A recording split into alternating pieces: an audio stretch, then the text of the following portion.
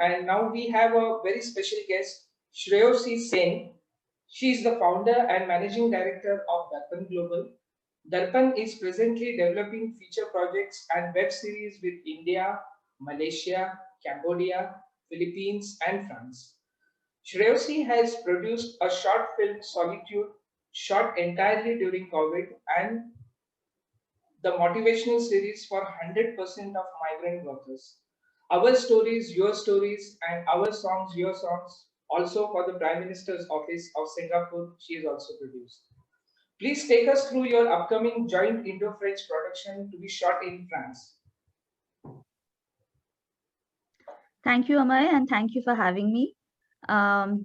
The production that we are looking at with the French collaboration is called Slow Joe, and it's a project that is very close to my heart. It's a story about a man and his dreams, and it's something that's going to touch hearts. The story spans from Goa to Lyon in France. It's about this very, very lonely, wasted man who was in Goa, and he used to sell drugs and cheap hotel rooms to foreigners. And what he had was a pure soul and a very, very beautiful voice.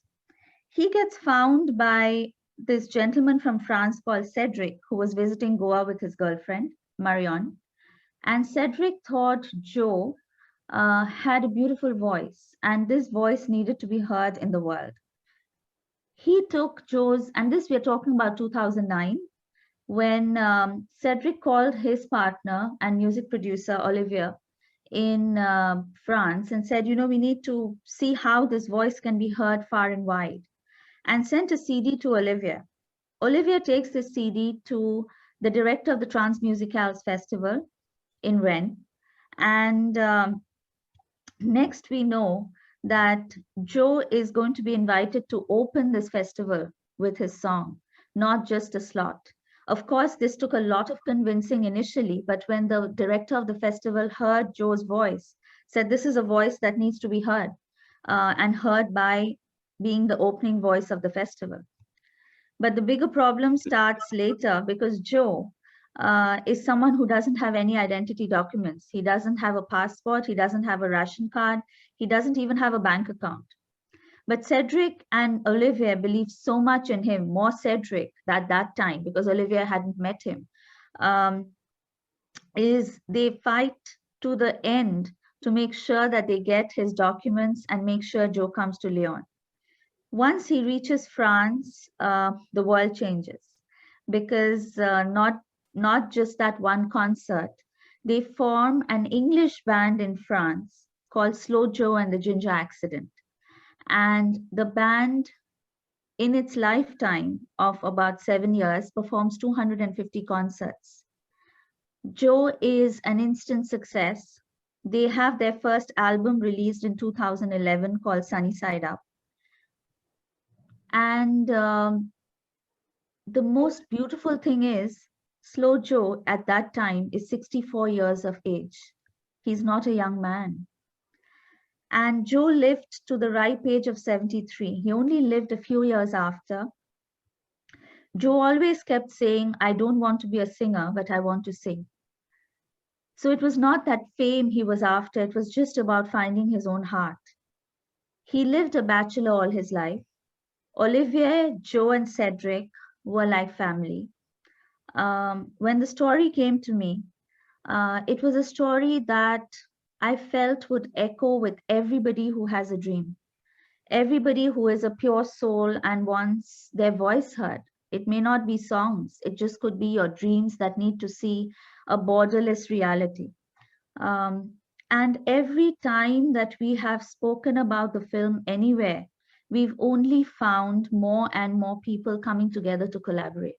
And that's the power of Joe. The band didn't exist after Joe left, because what Cedric and Olivia feel is Joe was the heart of the band. The beauty of the project is also that we have Olivia and Cedric as co-collaborators of the project. They are not just people who have given me the rights to the story.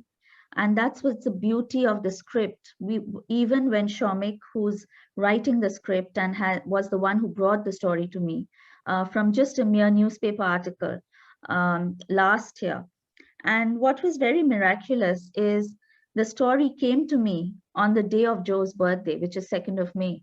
So it's almost as if Joe spoke to me that, I want you to make this film. That's And it came during COVID times, Amey. Putting together a project across borders and getting people to say yes without meeting people face to face, without trying to it's not a small little project, but it is a project with a heart. It's a project with soul. It's a project that is about music. And every time I've spoken to anyone about this project, they've only said, we're on.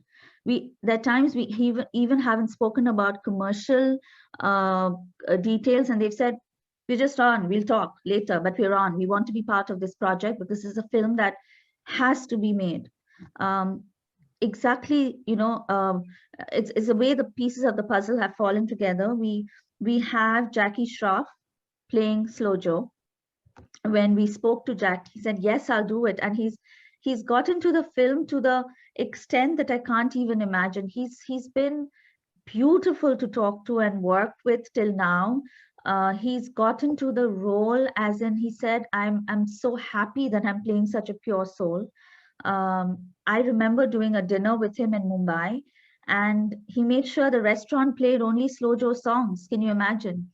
Uh, so I have the DOP of Narcos. When I spoke to Mauricio, Mauricio and I were speaking about other projects, and we were generally chit chatting, and then I talked to him on Joe, and he said, "I'll do this." So we have the Narcos season 1 DOP on board to shoot Slow Joe from Colombia. We have Olivia Hodge, who's been the production manager on Intouchables, coming on board as the EP from France. And we have the immense support, love, and adoration of the French embassy and IFI. It's just positive after positive for this project. So yes, all that we're waiting for now is this virus to kind of take a little bit of a backseat, that we can start going to Lyon, start meeting co-producers from France, start meeting more collaborators, and taking this project to the next step. Thank you. It's quite interesting to know about your upcoming project. Sreyashi, I have one more question. Like, how do you feel, how challenging it is for the woman to sustain in this industry? It's an interesting, when you say industry, it's an all pervasive across borders. Across cultures, there are different challenges, I think, for women. If it's Asia, there are different challenges. If it's Europe, if it's US, there are different challenges. But what is most common, I feel, for women is at times, and most times, is they have to keep proving themselves that they're capable. It's not that you walk in and people accept you. You have to reinstate what your capabilities are. In some societies, they don't take the authority of a woman very easily. I faced that very recently on a project set that I was in India. Sad to say, this is where my roots is, even though I've been in Singapore for 20 years, and I've come back to my roots to start looking at co-productions with India because I love this country. And I think what Singapore also always looks towards is how can we work with Singapore and with countries that have so much experience in production, and India being the kind of country that has the greatest number of productions being churned out. But I guess I have been groomed for the last 20 years in a culture that is gender agnostic. And I've walked into rooms being a producer and a distributor rather than a woman producer and a woman distributor. But when you walk into sets or walk into meetings in a lot of places, you're a woman first, where you have to break into the boys' clubs. You have to break the bastions and prove yourself that you're not the director's girl. You're not someone who perhaps is having a relationship with one of the men, and that's why you've got into the bastion. You have your capabilities, you have your history and your experience. And that becomes a kind of a struggle because you're wasting a lot of time of good work that can be done by having to prove that, your professionalism and the qualities you bring on the table, where you've lost time on the work that could have been done, rather than having to convince the patriarchal norms. So that, I guess, is a challenge. And when I speak to the sisterhood across borders, that's a challenge a lot of us face. But having said that, Amay, I also have to say, and I have to add, that I've met a lot of wonderful men who I don't have to prove that. They accept you. They accept you as a professional. They accept you as someone who will add to the project. But sad to say, there are just a few of them compared to the rest. And it's not just the men, it's the women who also sometimes look on women with a lot of suspicion, with a lot of angst, with a lot of insecurity. And I wish that was not there, because there's so much good work to be done. And there's so much content that can be made. And there's so much of solidarity that can be shown, because if you see the way the entertainment industry is now, there's so much good work that is possible to be brought to the audience in a myriad of ways. So yeah, I think a challenge is um, very ingrained conditioning about the status of women and how women are seen, and how we have to continuously prove ourselves, no matter how capable or strong we are. At times, the strength works as a weakness, because you are not accepted for being how strong you are. And if you are annoyed, and you are not happy with mediocrity, and you're not happy with imperfections, you're seen as someone very difficult to work with, rather than someone who's expecting a certain standard of work ethics and culture.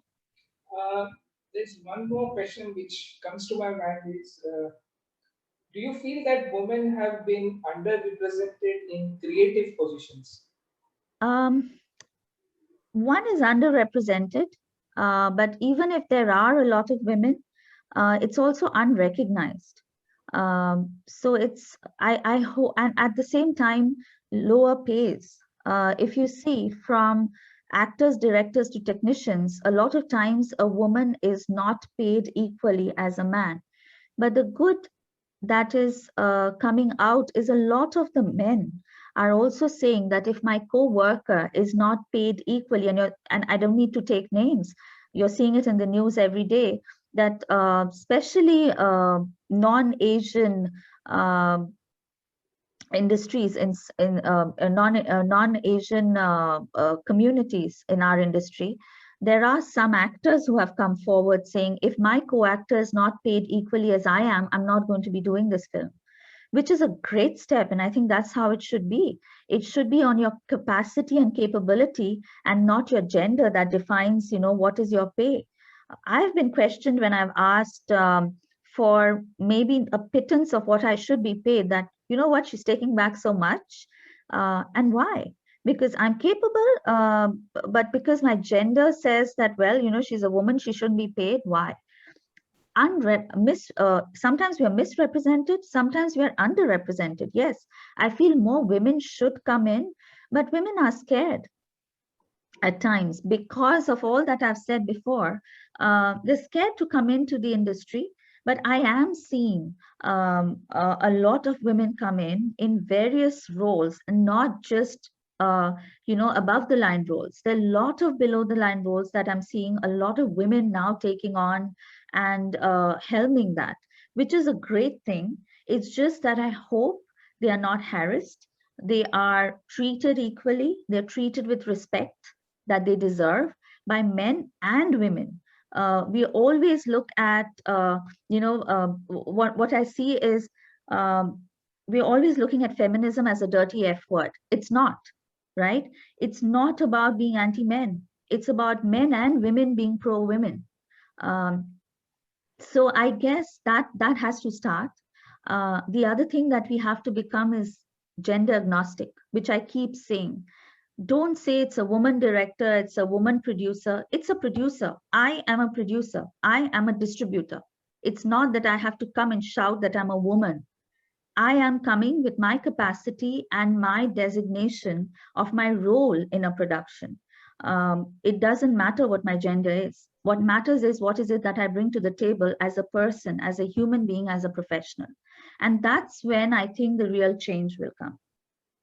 Uh, Besides this Indo-French production, do you have more upcoming projects, and what are the kind of subjects you are covering? Are they more women-centric, or if you could talk about it? Yeah, this is a question I'm always asked, whether the stuff that I'm doing is woman centric. Um, Even though the definition of woman centric is, I define it differently, and I'll come to that. But yes, I have very interesting projects that I'm part of. There are two very interesting projects. One is a Malaysian Indian co-production with a Malaysian Singapore PR director, Oman. It's Confessions of a Carjacker. A story again about finding roots, about a taxi driver from Bombay who grew up in Malaysia, and he goes back for a closure to Malaysia. We have an A-lister actor on board. I can't announce it yet because we haven't announced it in the media. But yes, we do have that. The script is ready. The script's gone through various script labs. And we have a very interesting book that I had acquired, a Gujarati novel called Timirpanthi, which is a story, it's a Robin Hood story of a girl who is from a decriminalized, denotified tribe of Gujarat, Rajasthan, and how she and this is about the Chara communities.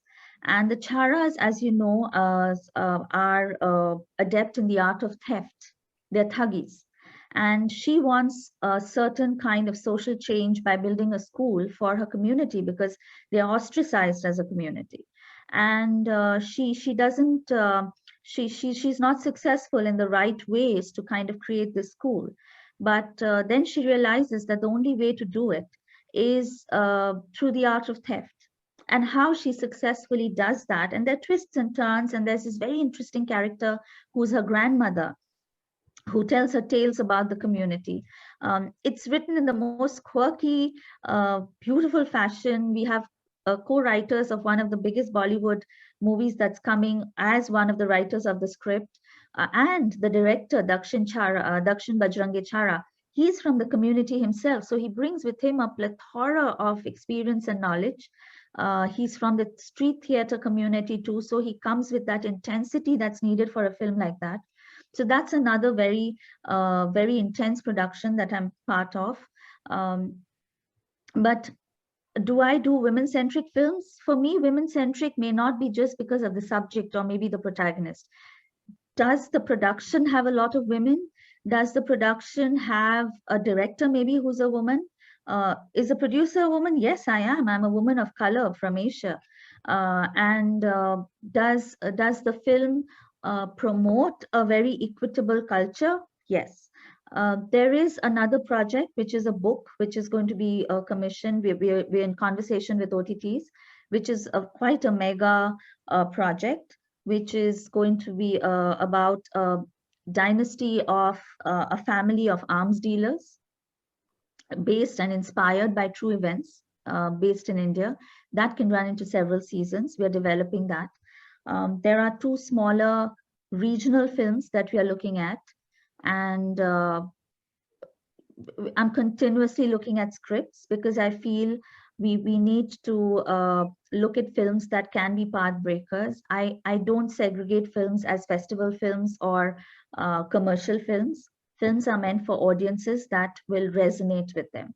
And I think what I bring to the table is my years of experience as a distributor, having done more than 90 films, 95 films. What echoes with me when a script comes are two things: is my audience, which audience is this film going to appeal to, and is this film capable of bringing in an ROI for my investor? The numbers definitely come to mind. So I think that works well when a director or a writer comes to me. Of course, there's one very big project that has just landed a few weeks back, bigger than the Mahabharata. And I'm hoping that we can jump on board to start putting that together as well. And Shreyasi, I think I understand that you're doing a lot of movies also, but are you doing some documentaries, and what are the kind of subjects you're covering? That's very interesting that you asked, Amay, because as I say, one has to be a little brave, one has to be a little courageous. But the only place where I've always felt a little, I won't say scared, but hiccuped is doing something which would be a directorial venture of my own. So I'm taking the plunge very soon, and I'm getting into directing my own documentary. I'm going to be starting where my roots lie, which is Calcutta, and focusing on three men who are faceless, nameless, but they're protecting the heritage of the city. And these three men are protecting in some ways the art and culture of the city. I've identified and found three men like that, all in their 60s and 70s. One that protects the skyline of the city, one that protects and preserves one of the oldest single screens, and he's a projectionist there, and one who is one of the oldest waiters of the Indian coffee house, and who has with him years of experience of seeing some of the most intellectual names as well as political conversations that have happened, or intellectual conversations that have happened, and stories that they carry. Um, this can ripple off to being done in various cities. But I'm hoping, I call it the Magi of Lost Tales. So it's three, the trio. We always believe in the Trinity, and I'm starting in the city Calcutta where I grew up. So this is a first of its kind that I'm doing. I'm hoping it'll ripple off. I'm also starting to plan a show between India and Bangladesh, which would be about the migrant workers, something that is again a ripple off of the project that we did with the Prime Minister's office in Singapore. That's quite a mega project. And if you notice, all the work that I've been doing, and like you asked me, women centric, most of my subjects are about men. And I think women also need to talk about stories about men, just like men need to tell women stories. But at the same time, I also feel women need to talk about women's stories, and real women's stories from the ground. So I'm hoping that I will be able to document a lot of real women's stories starting from West Bengal, where I'm based now because of the COVID. And I hope to look at more subjects of documentaries. I'm always open to hearing from other women if they have subjects like this and they would like to tell stories about women from the ground. That's sounds great.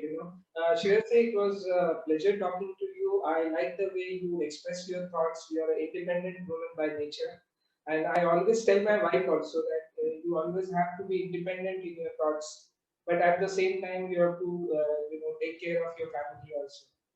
So it was. It's not easy, Amay, but I think it's not difficult. The only thing one has to be is brave and fearless.